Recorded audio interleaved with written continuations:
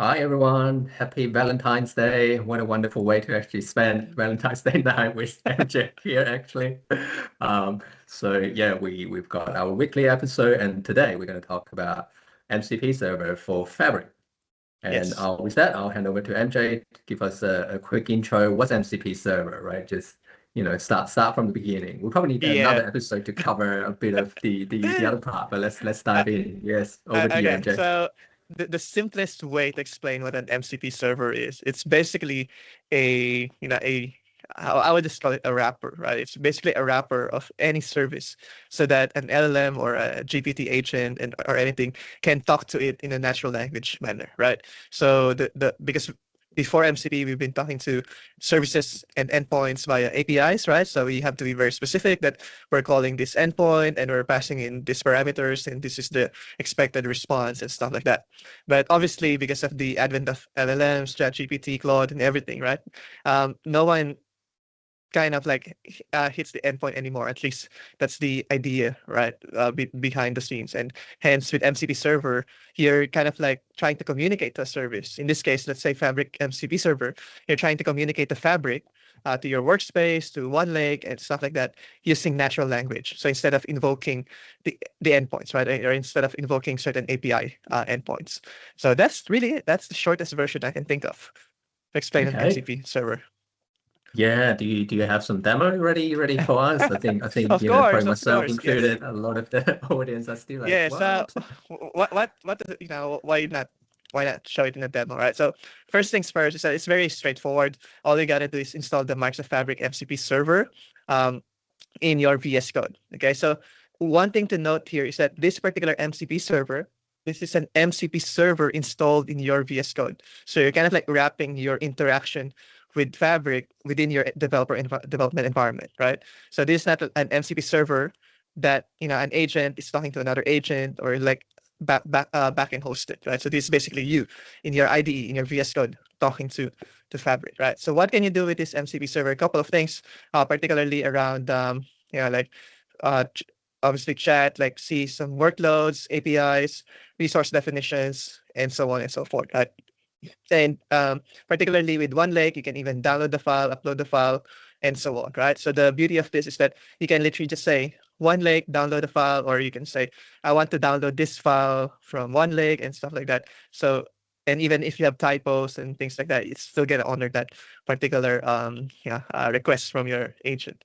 All right, so now let's go to the actual environment. Okay, so I have I have VS Code. I've installed the extension. Right, so the extension is the Fabric MCP. If you just look, Fabric MCP should be over there, right?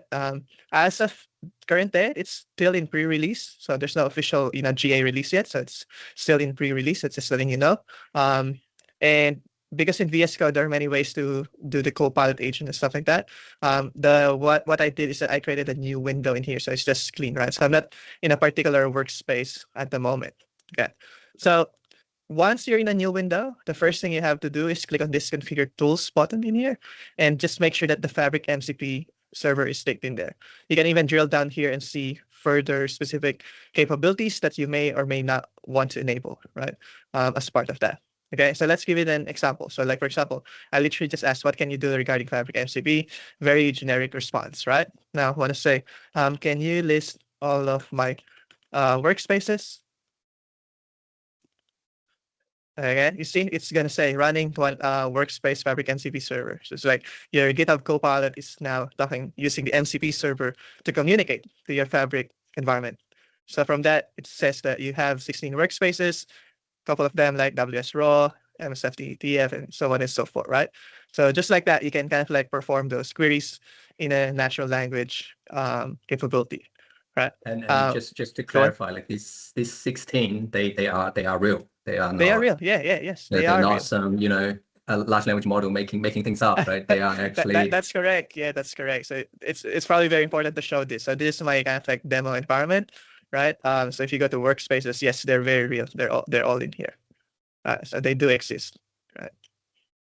so the Okay. power of that one is now you're in a VS Code. This is a GitHub Copilot, Yes, right? GitHub Copilot. Yes. Yeah, GitHub Copilot, and there Yes. are other chat options, extensions for VS Code, right? That's Client is correct. the one that I Yeah, use you a can lot you as can do well. like And exactly. You can do local, you can do background cloud, you can even do the Claude agent, you can even do just ask planning. You can even create your own custom agent as well. You can choose the model. Like if let's say you have a very complex scenario, maybe you might want to use the Opus 4.6, right, which is very expensive. You see 3x in there, or just go with an auto for a 10% discount, right? In this case, it is the haiku, which is like, oh, this is a very straightforward query, so might as well just do this, right? So let's go. Let's ask something else. Let's say, give me all the notebook names in all of these workspaces. Yeah. So you see, you got all of these workspaces, right? Now it's gonna talk. You see, it's capable of doing multiple invokes as well, right? So that's the beauty of this, right? Compared to if you're doing this by API, yeah, you know what I mean, right? You're gonna call this multiple times. yeah, And then that's from right. that, There's a for loop somewhere. Here's a list, and goes there you through go. it. So it's capable of iterating itself, right? So that's why the model is also very important because it's capable of doing reasoning, iteration, summarization, and stuff like that, right? And then what if let's make it a bit more sophisticated, right? Like Cloud Opus 4.6. How can we improve the overall manageability and maintainability posture of my Fabric environment, right? So this is a bit complex, right? So it's kind of like gonna do a bunch of thinking behind the scenes, right? Right. Yeah, this is a So very, very open-ended question, right? There's almost like no right or wrong answer specifically, but yeah, let's see what it comes up with. yeah, you see the naming pattern. It says that hey, your current naming pattern is inconsistent, right? So like you're doing 01, 02, and then here you're doing ETL this, and that, right? There's some workspace strategy gaps as well. Notebook duplication, right? Like the power of this, David, is so powerful, right? Like you're literally just asking questions, and you get to see this straight away. I don't have to go to Fabric. I don't have to traverse the whole workspaces and this, and that, right? Yeah, I mean, some of this, at least some of this is used to be the stuff that, people will actually pay someone, some senior consultant to come in and go, hey, can you help Perform to, an audit, right? yeah, The that's right, checklist do and an everything. audit. This is insane. This is like what, recommendation in less than a minute.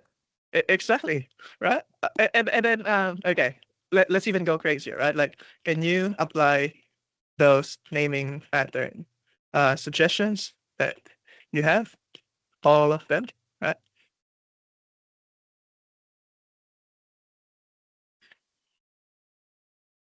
And again, the by the way, while this is loading, I also want to share is that because it's using your current context, meaning you need to be logged in using Azure CLI. So that means that it's using your current context as Michael, right, on the Fabric. So that means that whatever identity you use while interacting to this MCP server is basically having the same set of security guardrails, right, on the Fabric side. So let's say if I'm not an admin or if I'm just a regular, user reader of a workspace, then I won't be able to modify anything, right? Yeah.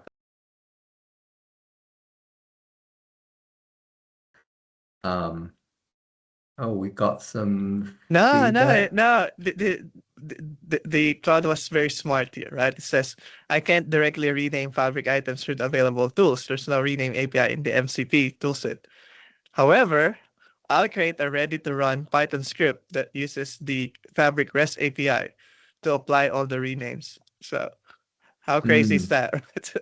Yeah. So that's why MCP is just one kind of like capability, but then the model is what I'm showing here is that the model is also very important, right? That Opus is very powerful. It's literally OP that it's doing this. It's thinking behind, beyond just the MCP server. Yeah, I mean, not that long ago, we're talking about skills. We're talking about, those kind of things. You need to make certain tools or skills available to the agents. And now with MCPs, all of a sudden, next level. Yeah, exactly. Yeah. Well, this is gonna take a while, but maybe one thing to talk about as well is that with MCP, I think where I'm a bit conflicted at the moment is that server-side MCP is probably not a really good way to go. Meaning, what I was talking about earlier, right? Like, let's say you just have an agent that has access to everything, let's say a database, right? And then you talk to an agent and then you just literally, like expose everything, right? It's nowhere Yeah, different from an API that has like read-write access to a database. And, you talk to an API and so on, right? I think that's why probably MCP also needs to evolve to kind of like handle the whole authorization, authentication, claims, like all the enterprise jazz that we've been having, right? yeah, So yeah.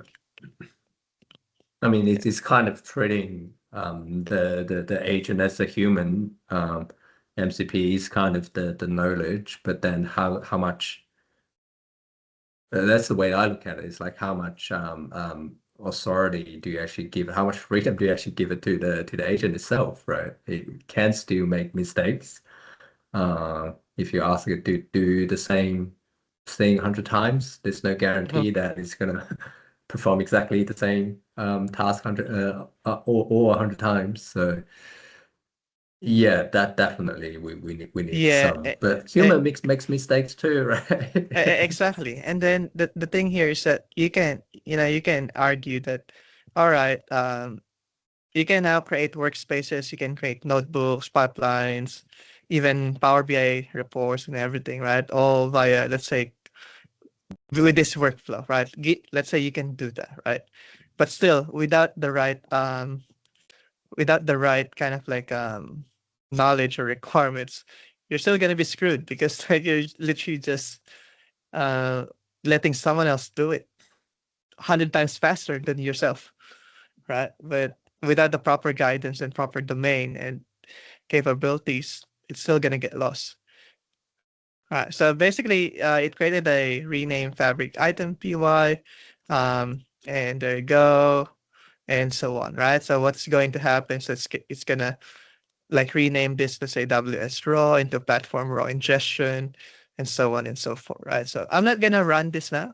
I think let's leave it as it is. Right. Yeah. But I think this is really powerful, right? Like this is really, really powerful, crazy, scary, but again, needs to, as I say, my philosophy right now is that I still need to know what it's doing. I don't just want to blindly let it do everything without me understanding what it's doing. So it's very important that whenever we renew this one, it's probably better if I still look at the actual file.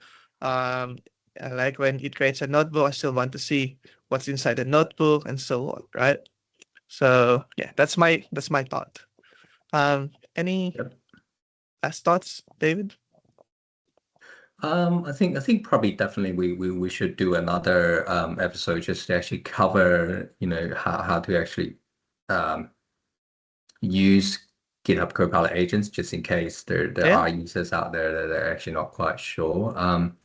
And how to get the keys and how to actually get it started, like maybe a short version of vibe coding. Not that we're building anything, but just like the basics about how to log in to actually get Mhm. access to the Fabric environments, and Yeah. before you can actually run this. So I don't know if it's going to be the next one or maybe the one after this. Yeah. Yeah, but Maybe the we'll one after definitely. this. Yeah. Yeah. Yeah, awesome. Oh, this is Cool. amazing. Thank you. Yes, I am. No worries. Yeah, this one So is in preview, right? This one is still in this in preview, preview, definitely in preview. 0.7 version, I think. There's no general availability date at this stage for MCP server, in my understanding. Yeah, I don't think so. Well, not that I'm aware of. Yeah. But the power is there, right? As as, Yeah. as you can see, this is easily stuff that will take people a while, to say the least, right? Well, Yeah. a few minutes, we're about 15 minutes into this conversation, and Yeah. it's already there. So incredible stuff. Thank you so much, MJ, for showing us this. No worries. Well, thanks everyone. We hope to see you again in the next episode. And as usual, please like and subscribe.